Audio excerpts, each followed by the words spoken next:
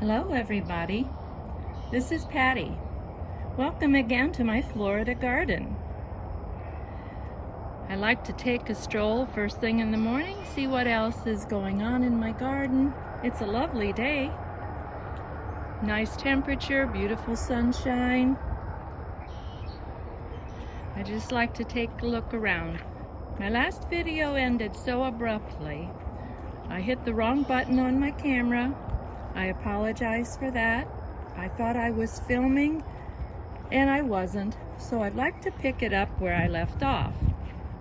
We were just looking at the cocoa plum and the starry Rawson weed, which are absolutely beautiful this morning. And my vegetable garden to the side is growing really well. I'm not seeing too much butterfly activity. The other day I saw, I think, 3 different butterflies. I'm hoping that increases as time goes on. But I wanted to show you what I've recently purchased, which is a sweet almond bush. Beautiful blossoms on here with lots of nectar for the butterflies.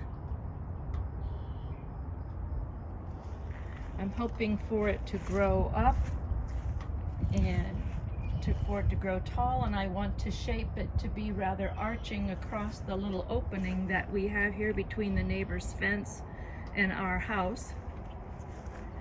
Along this side, I've got a few tropicals and some natives kind of blended together. This is plumbago. It's kind of in a resting state right now. It's not blooming. I've got Thryallis. This is a gardenia. I wasn't sure what was going to happen with it. I moved it from another place and it did not like to be moved at all. I'm not sure why, but I do see new growth on it now, so hopefully it comes back and blooms this year. I wanted to show you one thing. This vine is a Carolina jessamine, and it gets the prettiest yellow trumpet-shaped flowers. Last year I put it in and it didn't bloom, but it grew. And this year it's growing so beautifully. I'm going to have to pull it out of the soffit, I think. But I just love those beautiful yellow blossoms on there. So apparently it likes this spot. This bush is a loropetalum. Just started to open a few blooms.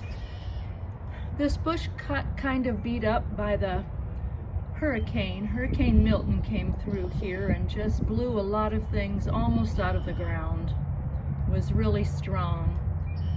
But we put them back in, and now I see that they're beginning to grow and to catch up with themselves. And this is the Allamanden bush. Actually, this will get quite tall, become almost a vine, but I've pruned it down and I see new growth coming in, so we can thicken it up and it will be more of a bush state. This is a chrysanthemum my daughter gave me last Mother's Day, and I plucked it down here in the outside in the bed, and it seems to, this is the second time it has bloomed this year, besides that first time in Mother's Day. These are African iris. This plant is just growing nice and green, and this one is, it had a bloom on it the other day, and I see we're going to get another bloom right up here at the top. I'm excited for that. The blooms don't last long, but they are beautiful when they do bloom. And on this trellis, I have my Maypop passion vine, which the Gulf fritillaries just totally defoliated last year. It's begun to come back at the top a little bit, but to kind of help out the fritillaries because they won't have much to eat, I have planted a a corky stem passion vine, which is still considered a passion vine, but it does not get the big beautiful purple flowers on it. It gets a very small nondescript flower and a tiny little berry for its passion fruit. But one thing about the Maypop passion vine, and that's the reason it's called Maypop, is because it will pop up these little plants at the bottom, and it will pop up over here also. It sends runners out, so you need to be aware of that, and I'll probably pluck that one out and move him closer to the trellis to help fill up my trellis a little bit. So, and this one is, let me see if I can remember the name of this one. Oleander. I'm hoping to get more bloom. It bloomed beautifully last year. I think it's on a spot where it could use a little more sun. It's getting a little leggy here, so we'll have to see how that goes for this year. And I bought a few ever-bearing strawberries and put them in this pot. We had a berry that was getting ripe, but I think the birds have beat us to it. I do see a few more blossoms, clusters of blossoms down here in the middle of the plant. There's one right there. So I should have put it in a strawberry pot, but I didn't have one at the time. These are my canna bulbs. They looked so beautiful last year. I've kind of not decided whether I'm going to keep them or not.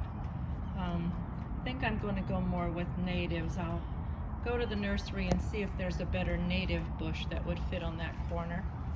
And on this end I've planted hibiscus because they're just too beautiful not to have.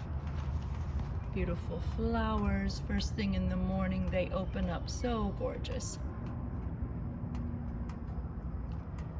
Back here, the birds or someone planted a tropical milkweed. I pulled all my other ones out because the tropical milkweed kind of damages, it carries a virus or a bacteria that damages things in the monarch butterfly and prevents them from migrating as they should. We have a little street noise out here this morning. Sorry about that. Our neighborhood is still under construction, so we have to put up with some of the trucks that go past. But the tropical milkweed is so beautiful. The blossoms are absolutely gorgeous. I have seen monarchs on this plant, but I have not found a chrysalis or anything, and sometimes the monarchs will lay their eggs and another insect comes along, perhaps a bird comes along and helps himself to a nice little meal. So, and then across our driveway,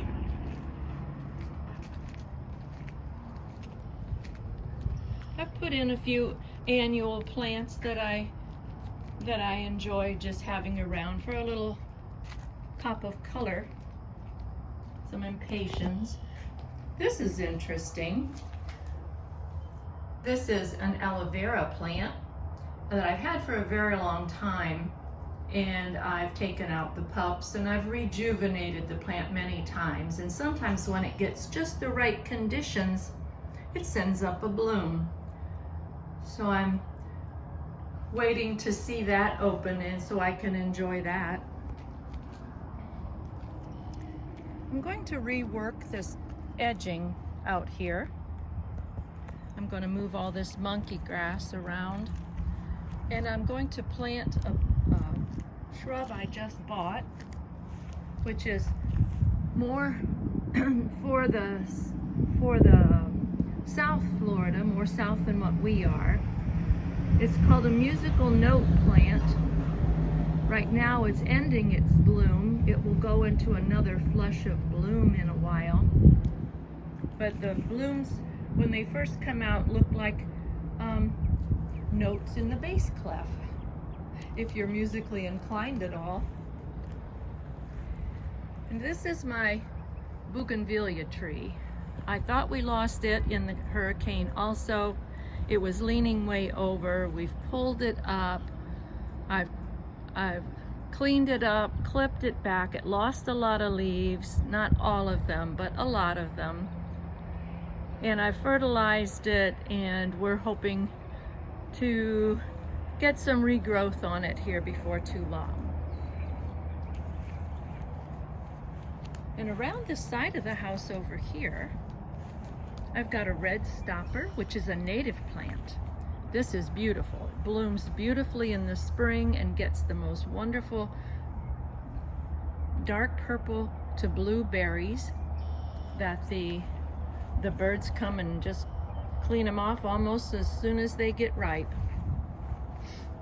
And on this side of the house, someone gave me the stem of a bougainvillea, and I stuck it in. It did not have any roots on it. It was pretty dried out. I put it into soil, and it grew roots. And then I put it here on the side of the house, and it's just decided to bloom for me. So it's looking very beautiful this morning. And this is a square stem, or sometimes called salt and pepper. It's a wild flower. I bought the dwarf variety by mistake. I think I'm going to go back and get the standard size. The dwarf won't fill out the area as I hoped it would. And this is my small marlberry. I do notice a little bit of new growth on the marlberry. I'm excited for this bush to grow. It gets beautiful white blooms and berries on it. This is a wild poinsettia. They tell me to be careful with this, that it will drop seed and just be all over your bed. So we'll see how that goes. So far, I'm not seeing that. And these are sword fern, of course. You can't have a Florida garden without having some ferns in it. My plumeria back here in a pot. I've got a plumeria planted in ground and one in a pot, just to see which does better. And of course, they're both dormant now, and they'll break free in April, send out new blooms. These cannas, I think, are going to leave. I'm not happy with them. They're just not attractive. And this is my Stokes aster, which I think this is a native plant, and it's absolutely beautiful. We've got a nice, beautiful bloom here this morning, and another one back here to come along. This is its bloom time. I wasn't sure if it would like this area. It needs quite a bit of shade or diffused sunlight. And this is on the west side of my house, but it's blocked by the closeness of the neighbor's house. Adds a little shade to it. This is a shiny coffee bush tree. I think it'll be more of a bush here. And this is called a dwarf snowberry. Still has a few berries under there. A few little white berries. Okay. And then we're back here to the lanai again.